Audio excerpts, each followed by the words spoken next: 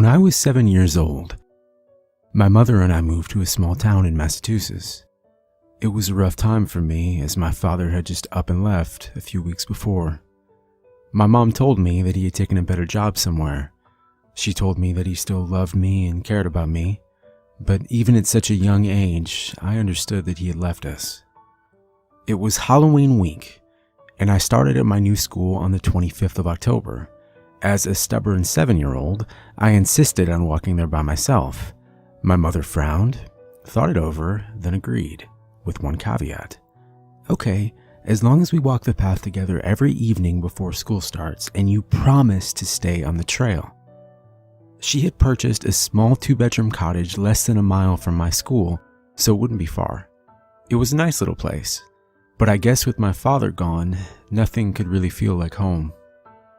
The evening before school began, the two of us walked into the forest behind our home. Although the sun was starting to set, the path was clearly lit. What a perfect way to school. Can you believe this house was still available? She said. I nodded and said nothing. We used to have family here, you know. I really like this place. The next morning, I made my way into the kitchen and was greeted with a warm smile and pancakes. As I sat down to eat, my mother must have noticed that I looked nervous and sat down next to me. Don't worry, you'll make friends here. I have a good feeling. Looking back, I can't really understand how after her husband leaving, she could be so strong. I just hope I'm strong too. I made my way down the path just as we had practiced. When I arrived at school, a tall teacher with thick glasses greeted me at the door and helped me into my classroom. I sat down among 10 other students and the teacher began to speak about what the year was going to be like. No one was mean to me or anything, but no one really spoke to me either. All the kids were so busy talking about their costumes for Halloween that they barely even noticed I was there. There was this one little girl though that said hello. She sat 2 rows back from the other kids and I figured that maybe she was new here as well. She was very pretty with brown hair and glasses. And as I glanced back, she caught my gaze and gave me a big smile. I tried to smile back, but she was so pretty it was hard not to be shy. I turned back around and tried to listen to the teacher, but I was really just thinking about her. School ended for the day at 3 o'clock. I grabbed my bag and rushed outside towards the path to my home. I was so anxious to run home and tell my mom about the pretty girl that had smiled at me. Hurrying down the path, I suddenly tripped over something and fell hard, scraping my knee. Sitting up to examine my injury, I looked back to see what had made me stumble. It was the biggest crow I'd ever seen. Strange too. What was wrong with its eyes? As I made my way closer to examine it, I heard, "Hello, I know you from school." Surprised, I looked up quickly to see the pretty girl. Wondering if she saw me fall and thinking how stupid I must have looked, I straightened up quickly. My knee hurt, but I was more worried about how I looked to her. Yeah, I think I saw you today in class. My name's Jimmy." Smiling back, she replied, "I'm Margaret." We walked together down the trail. "How's your leg?" "Oh, it's okay," I said, trying to sound strong. "You live down here too, huh?" She told me that her family had lived in this town for some time, and that she also had a path behind her home leading through the forest to the school. We were instantly friends. As we got to my house, she surprised me by asking, "Can I see what your house looks like? You made it sound so nice." I quickly smiled and showed her the way. I knocked on my front door and my mom answered, very surprised to see her next to me. Smiling, she said, "Well, you don't waste time making friends, do you, Jim? Are you going to introduce the young lady or just stand there?" My face turned red as I muttered out, "This is Margaret. She lives around here and we met at school today." Trying to not show my excitement, I tried to act cool. "She wanted to come over," I said. Margaret smiled and said, "Hello, ma'am. I wanted to see your house. My family lives here too." "Come on in, dear." I just this instant finished a batch of cookies. As the 3 of us sat around the kitchen table, we got on the subject of Halloween. "What are you going as, Margaret?" "I'm going to be a witch this year. I heard they're scary." "Witches aren't scary," I quickly replied. Smiling back, Margaret corrected herself. Well, I wanted to go as a witch, but my family is going out of town this weekend on a business trip, and the lady who watches me called this morning and said she has the flu. They're calling other sitters, but my mom interrupted her. Well, if it's okay with your parents, you would be welcome to stay here and go with us. It was at that moment I realized that I literally had the best mom in the world. What do you think, Jim? Yeah, that's a great idea. Margaret smiled back, saying nothing. My mom drove Margaret home to meet her parents and asked their permission for her to stay. When my mom got back, I asked her how it went. Great. I think her mom and her aunt take care of her. They live in a beautiful little cottage down the trail. They invited me in and we talked for quite some time. They thought it was a great idea. I do have one question though. You have a crush on this girl, right, Jim?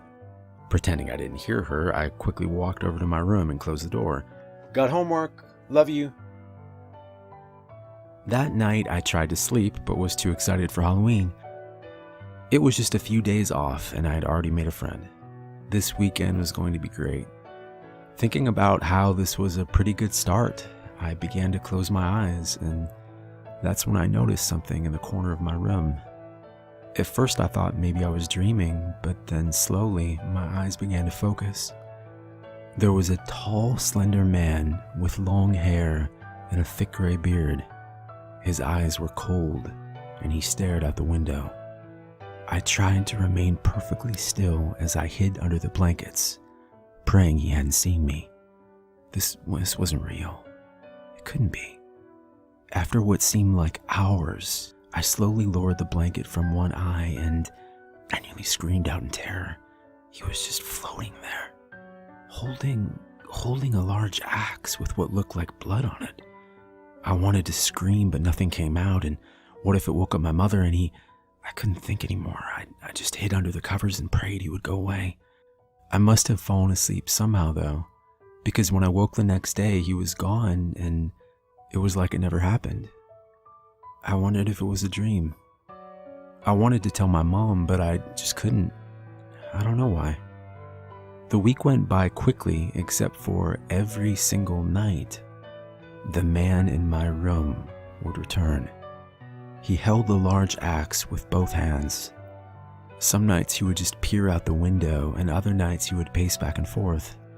I could see his mouth move, but no words came out.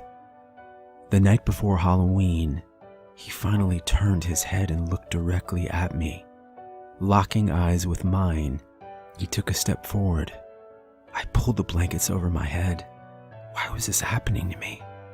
Was I crazy? Halloween day came just the same though, and I almost told Margaret about the man in my house. I felt guilty for not telling her, but I was afraid she would think I was crazy or something, and looking forward to this weekend was the first thing I'd been happy about in as long as I can remember. Margaret and I went house to house that night. I tried to have a good time, but wondered what was going to happen tonight when she stayed at our home. Would the man come again? Would he see her? She asked me what was wrong, and I pretended it was nothing. As we got back into my house, my mom had prepared a sleeping space for us in the living room.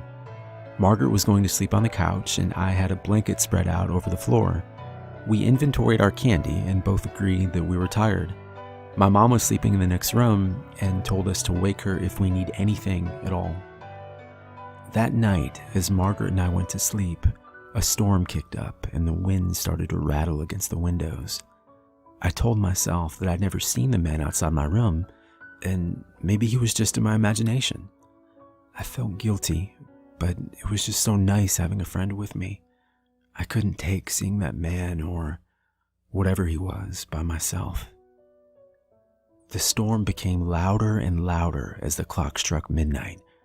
I stared at the ceiling and was about to fall asleep when I heard Margaret ask, "Jimmy, are you awake?" "I'm up." "I can't sleep. It's freezing. Do you have another blanket?" I told her I had one in my room. I froze, realizing what I had just done.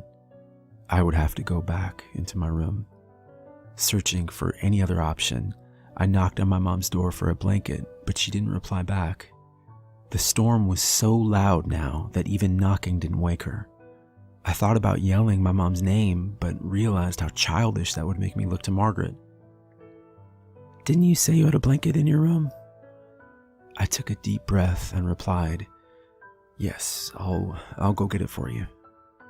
Opening the door slowly, I saw no sign of any ghost.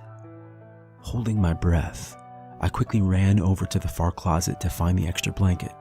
Fumbling through my clothes, I froze as I heard the door close behind me. The wind now howled against the house, and it took every ounce of my courage to turn around. There was no ghost. It was just Margaret. "It's just you," I said. Margaret smiled sweetly and replied, "Who are you expecting, the boogeyman?"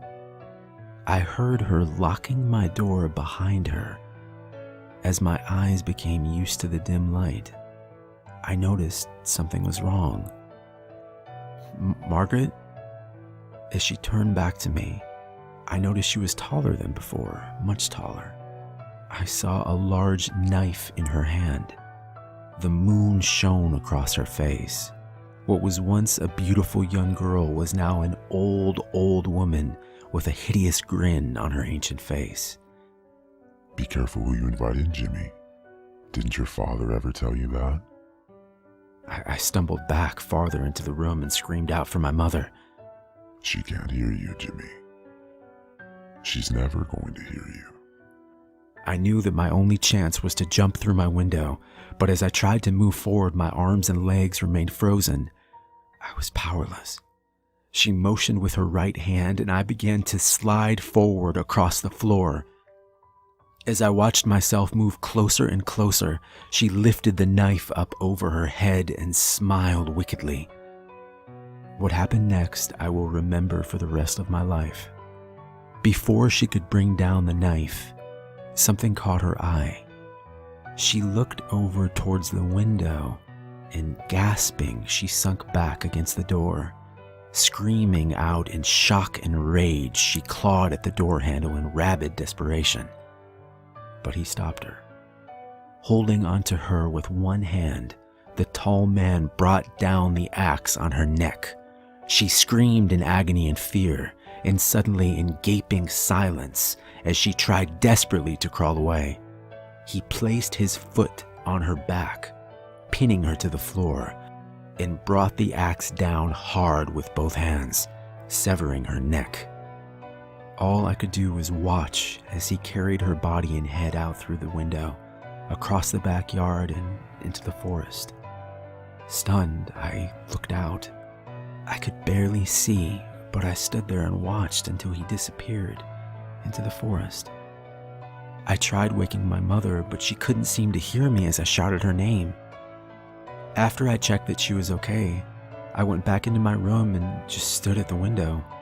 I think I was in some kind of shock. After a while, though, I heard her door open. I ran over to her and hugged her close. "Morning. You guys have fun last night?" I loosened my grip and looked up at her. At a loss for words, I slowly just nodded my head. "Tell Margaret breakfast will be ready in 2 shakes. Is she still asleep on the couch?" I mumbled something about her mom already having picked her up. Then my mom went into the kitchen to start breakfast. I wondered what I would say if her parents did show up to collect her. In the unlikely event that her parents were human, they would probably be thankful she was gone. That year was the start of a new chapter in my life. I now knew that demons, witches, ghosts, evil things weren't just fairy tales. They were real. I'm older now and I have a family of my own. My son was born a few months back, and I've never spoken a word of any of this to my wife. She doesn't need to know. One last thing. A few days after Halloween as a child, my mom had taken out a photo album and sat down next to me. I watched as she casually thumbed through the photos, and then I stopped her. "Who is that man?" I asked. "Him? That's your great-grandfather." I stared at the photo. It was him. I slept better after that. I would still see him from time to time, staring out my window into the darkness. Margaret wasn't the last evil thing I would come across, and I now worried about the safety of my newborn son. It's Halloween night as I stand over my son's crib and stare out into the darkness of the forest beyond. I can feel something coming for us. But they don't know one thing: we're not alone.